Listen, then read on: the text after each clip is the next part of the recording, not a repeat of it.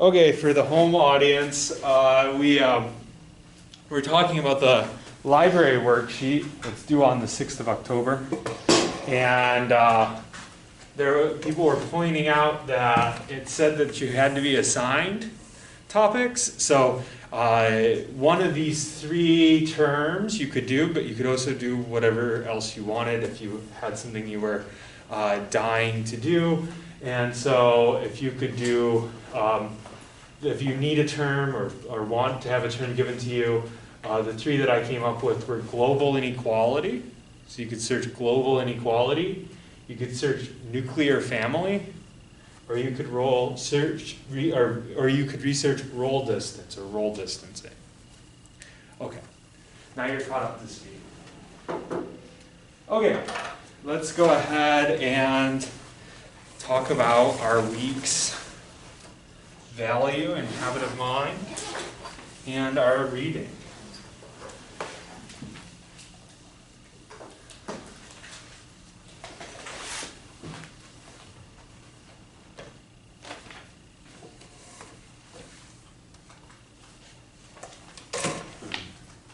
So what's our value for today? Listening.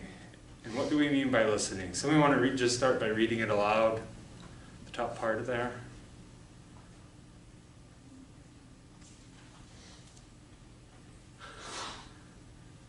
Go ahead.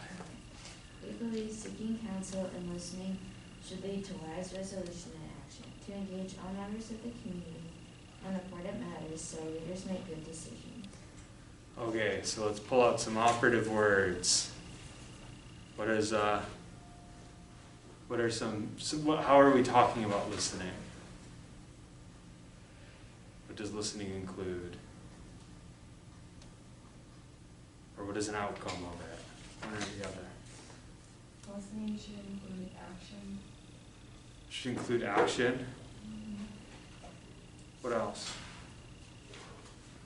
Inclusivity. Yeah, there's inclusivity. So where do we see that in our two sentences here? Engaging all members of the community. Yeah, you should be engaging. So like, if we think about this in terms of our own community here on campus, right, you should try to engage everybody here on campus. If you think about it as a classroom, everyone should be, in essence, given their voice, allowed to speak. What's the outcome? What's one of the reasons why we do this? Just looking at the sentences.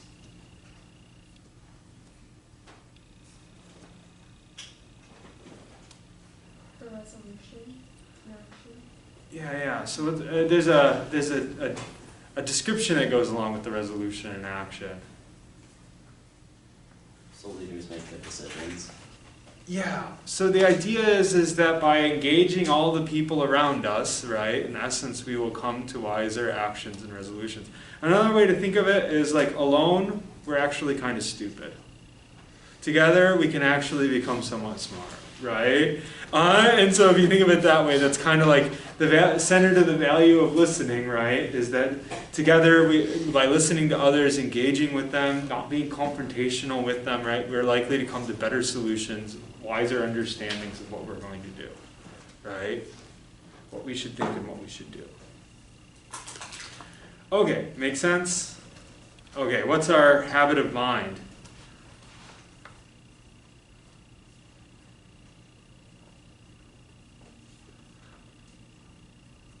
Maybe a little more connected than most of our values to habit of mind. Listening to others with understanding and empathy. Yeah, listening to others with understanding and empathy. What do we mean by that? What's being meant by that? Be concerned for the welfare of others. Should be concerned with the welfare of others. Perhaps like actually listening, like some people just want to say like, oh, how you doing? Oh, I'm doing good. But like actually ask and actually listen. Yeah. And it's connected to this empathy thing. So what's empathy? And what isn't it? Empathy is like putting yourself in their shoes and like trying to understand it from their point of view. Yeah. Whatever the struggle is or whatever they're talking about. Yeah, it's trying to take on the perspective of others, right? Basically. To some degree, we have this as sort of a natural capacity for people, right? Human beings, right? And I know in my own discipline we talk about through the use of like symbolic language, right? We're capable of calling out in other people thoughts that we have in our own minds, right? So by using language, we have this sort of like great ability to do this, right? So to some degree, what we're saying is like, we should exercise that, right? If we want to communicate with people, when you listen to them speak, you should exercise your ability, right, to see the world through their eyes, right? So, so it makes this big deal about talking about empathy is not pity. What does this mean? So there's like a distinction in that like empathy is, I learned this in one of my psychology classes, but empathy is like entering into the whole of someone's suffering and like being present in it with them, whereas sympathy or pity is like standing on the edge of the hole and like looking down at them and like really averse without actually being entered into it. Yeah.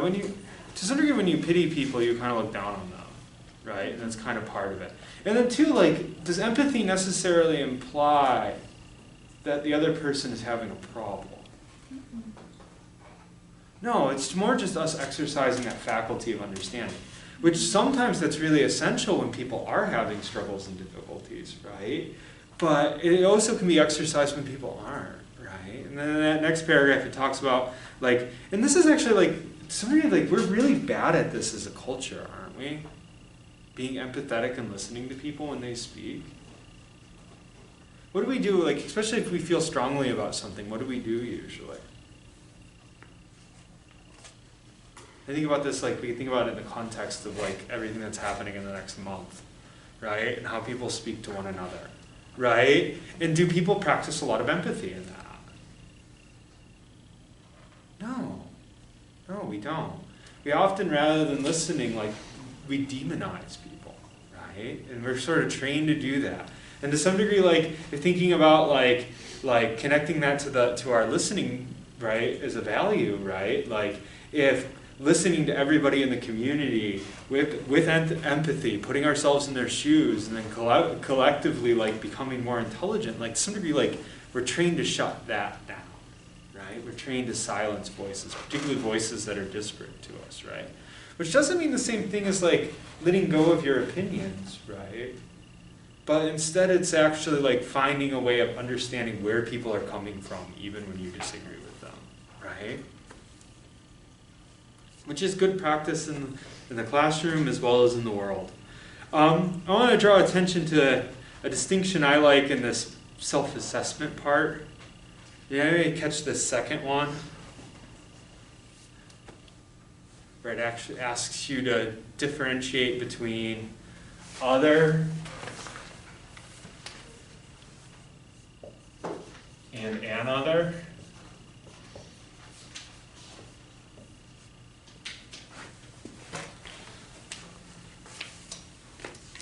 What's the difference between this?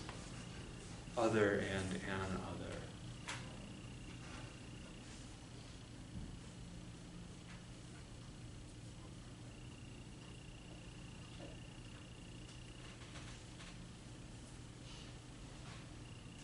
I feel like another puts you and the other person on equal footing. Like if you were to say like, I'm going to compare with another student, you would imagine like another Benedictine student, you'd say the other. I don't know. I can't think it just has to do with like being on equal footing, whereas other sets you apart from them. Yeah. So we'll say another puts us on an equal playing field, equal footing, I think is your exact word. I like that better. Puts us at equal footing. It's the language of another, like, it's inclusive, right? So it's a word of inclusion, right? Can anyone think of a synonym for other? A word that means the same thing?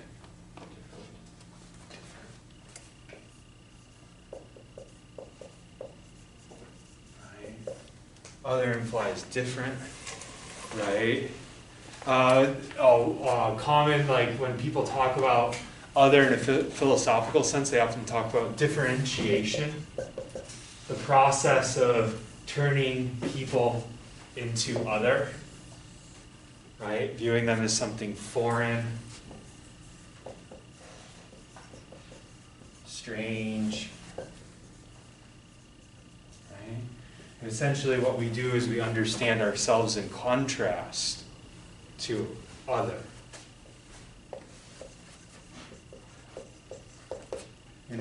Understand ourselves in contrast to other, right? Other's the opposite of what we are. It's confrontational, right? Where another, yeah, is this language of inclusivity, right? That people are connected. So my question is this, and I think this is a good self-assessment we don't have to share, but a good thing, I like this as a thought, right? Thinking about who is it that's other for you? Who is it that you think of as being different from yourself? First of all, when we imply other, sometimes that could be positive, right? People could be different in a positive way, but how do we often use it? And other is what?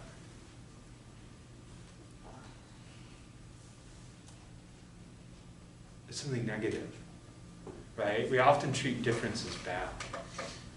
Culturally, we're often specifically trained to treat other people's differences as something bad, something we should be hostile towards, right? So we all kind of walk around with these sort of others in our pocket, right? Reactions. And when somebody speaks and we've coded them, we understand them as other, what do we do?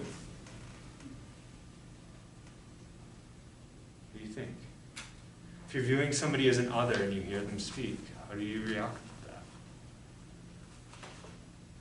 I don't mean you particularly, but universally you. You general, not you specific. Maybe you're not like listening to them like how you should be, like you're putting yourself above them, so like maybe their opinions don't matter as much. Yeah. You disregard what other people say if you turn them into something, right? Because to some degree when we think of somebody as being an other, we've turned them into, we reduced them.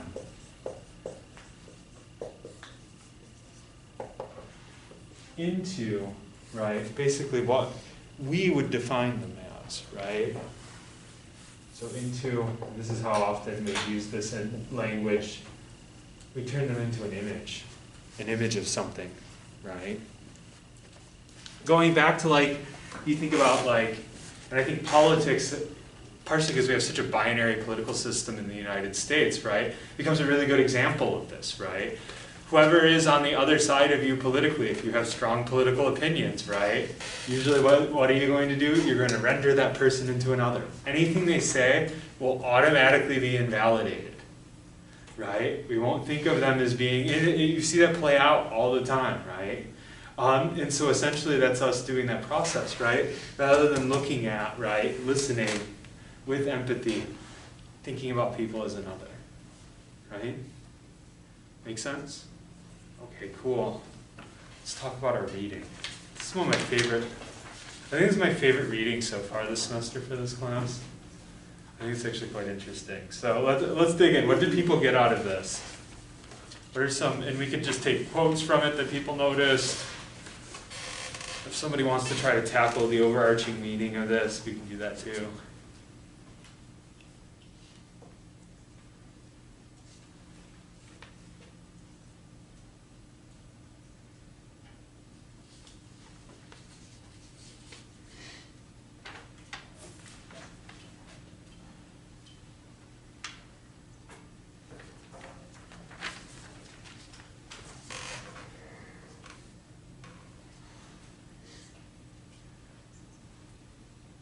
Nobody pulled anything? Do people watch it as a video?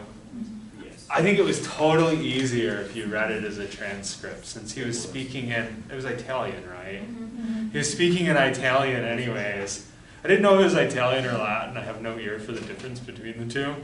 But so he was speaking in Italian, so I was like, well, I'll just read the transcript. Anyways, so I made notes in my transcript. But anyways, so if you guys pull up, if you guys have your computers with you, pull up the transcript. Yeah, that'd be great. So anybody notice this? So one of my notes, one of the spots that I thought was really interesting is on minute 650, that paragraph. Yeah. About halfway down where it starts talking about good intentions not being enough. Does somebody want to read like that sentence aloud that starts with "Let us help"? Yeah. Let us help each other all together to remember that the other is not a statistic or a number. Or yeah, keep on going to the end of that. The other has a face. The you is always a real presence, a person to take care of. So what is that saying?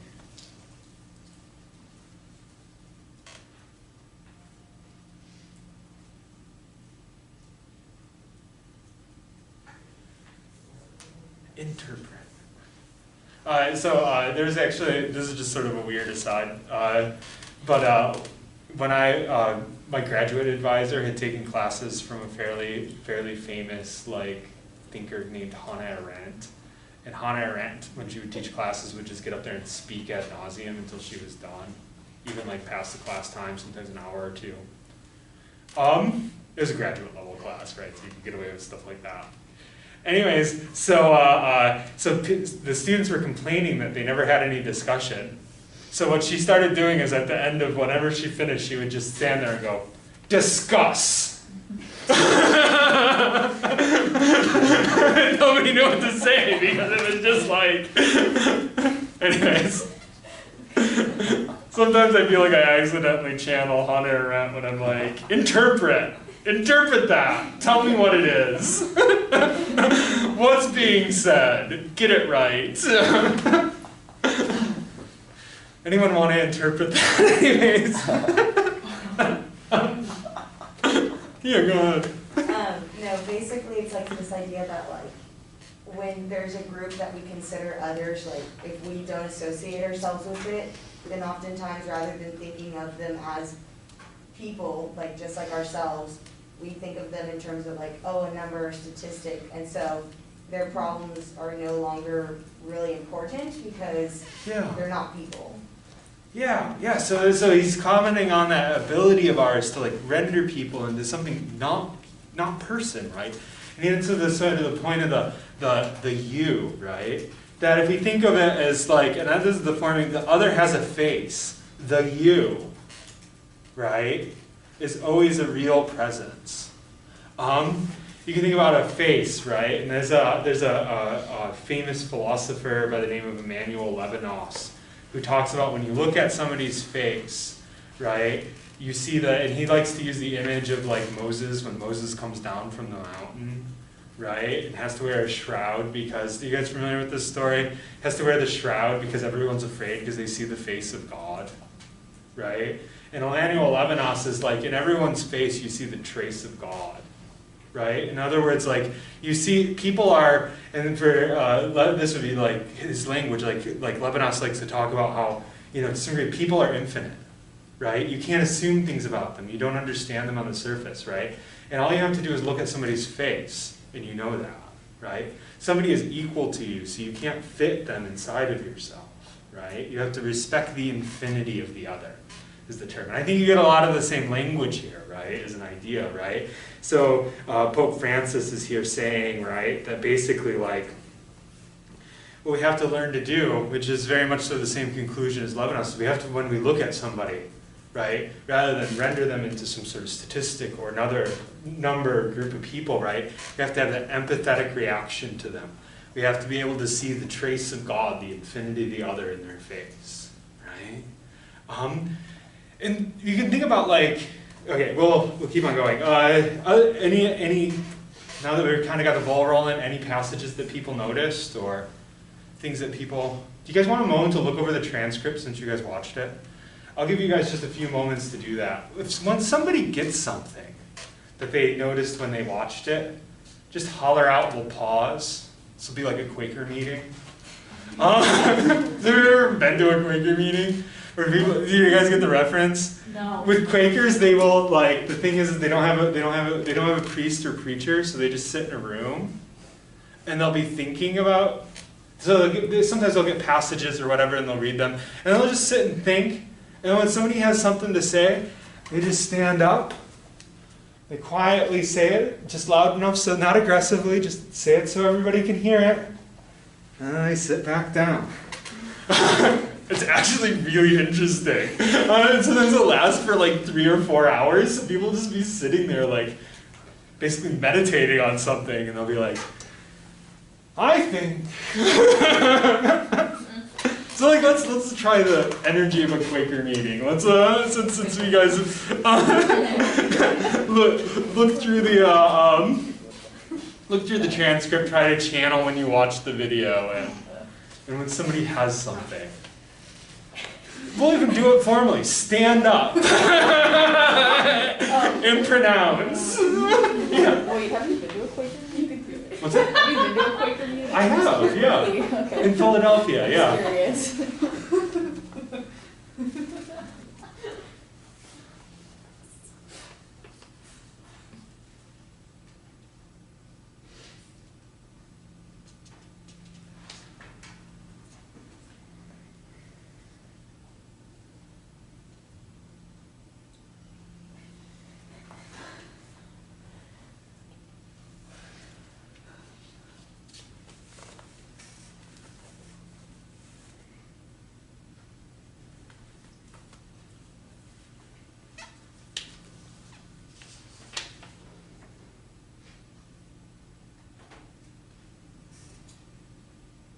I liked the parable of the Good Samaritan, how he added that.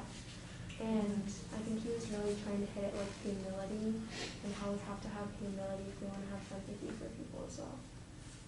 Yeah. Yeah, so let's make sure we're all on the same page. Probably one of the most familiar parables in the Bible. What is the parable of the Good Samaritan?